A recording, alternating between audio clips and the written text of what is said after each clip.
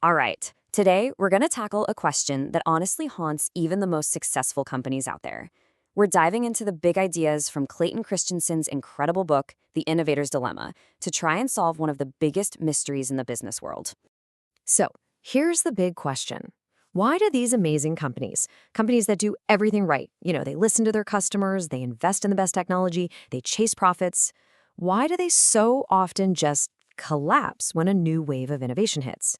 And we're not talking about poorly managed companies here. Nope. We're talking about the titans, the absolute giants of their industries. I mean, take Sears, for example. For decades, you gotta remember, Sears was seen as one of the most brilliant retailers on the entire planet. Their supply chains and brands were legendary, and yet they totally missed the boat on discount retailers, a shift that would end up completely turning their world upside down. Or how about Digital Equipment Corporation, DEC? They were a powerhouse. They pretty much invented the mini computer market and were praised for being so well run. But then the personal computer came along, a much simpler piece of tech, and they just stumbled badly. And it's the same story with Xerox. They absolutely owned the market for those big, high-volume office copiers, but they completely whiffed on the huge opportunity in small, tabletop photocopiers, which, eventually became a staple of the modern office. So what's the common thread here? What connects all these giants? And this is where it gets really wild. Here's the paradox at the heart of the whole thing. The very things we are all taught are signs of good management: listening to your customers, focusing on your most profitable products, making smart, data-driven decisions, those were the exact reasons they failed. Think about that. It wasn't bad management that took them down. It was good management. How on earth is that possible?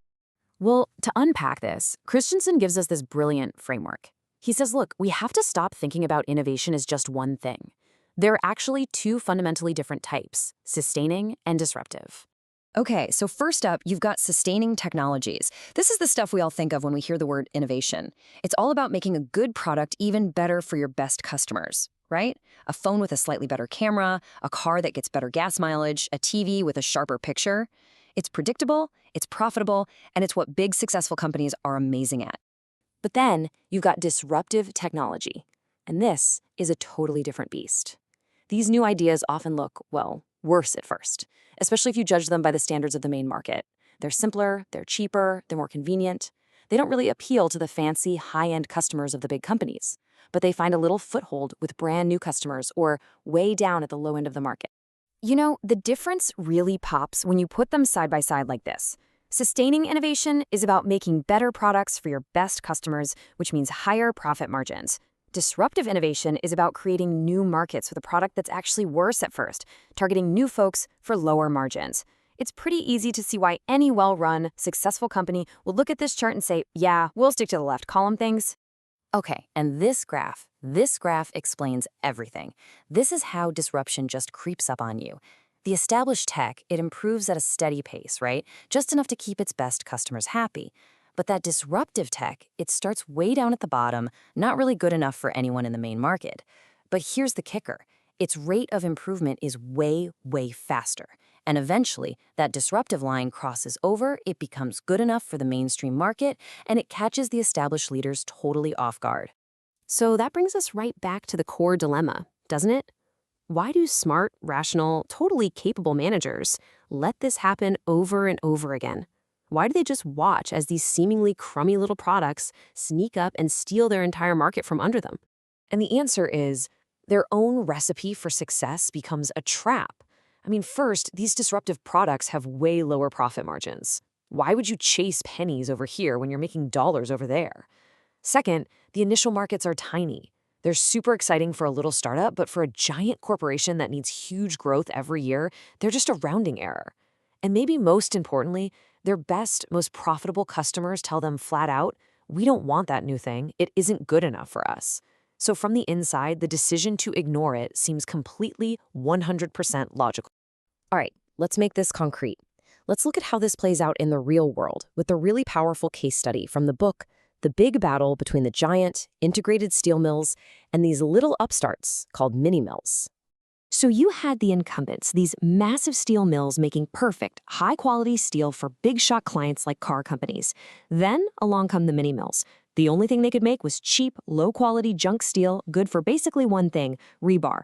The big steel companies looked at the tiny, low-margin rebar market and basically said, no thanks, you guys can have it. But the mini-mills took the profits from rebar and poured it into better technology. Soon, they could make angle iron, then structural steel, and on, constantly moving up market and pushing the big mills into smaller and smaller corners of the market. They were running away from the disruption, until eventually, there was just nowhere left to run. Now, I know this all sounds kind of grim, right? Like it's inevitable. But Christensen's point is that failure is not a foregone conclusion.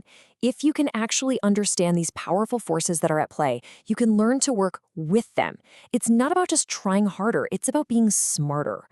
And Christensen has this perfect analogy in the book that I just love. For centuries, people tried to fly by strapping on wings and just flopping harder and harder. And they failed because they were fighting gravity. Flight only became possible once we understood the laws of aerodynamics and we designed systems that harnessed those laws. And the exact same thing is true for disruptive innovation. So what are these natural laws of disruption? Well, Christensen boils it down to 5 key principles. First, your customers and your investors are really the ones calling the shots on where the money goes, and they'll always push you towards sustaining things. Second, small markets just don't move the needle for big companies, which makes disruptive ideas seem totally irrelevant. Third, you can't analyze a market that doesn't exist yet, so companies that live and die by data are completely paralyzed. Fourth, the things your company is great at also create your blind spots. Your efficient processes become rigid traps. And finally, technology almost always gets better, faster than customers can even use the improvements, which creates that opening for a simpler, good enough solution to sneak in. Understanding these forces, that's the real first step to survival. And that leaves us with this one final, really provocative thought that just flips about a century of business advice right on its head. In a world that's always changing, maybe the biggest risk you face isn't that you're not listening to your customers. Maybe the risk is that you're listening too closely to the people who are paying your bills today. So the question you should be asking isn't just, are we listening to our customers, but maybe, just maybe, are we listening a little too closely?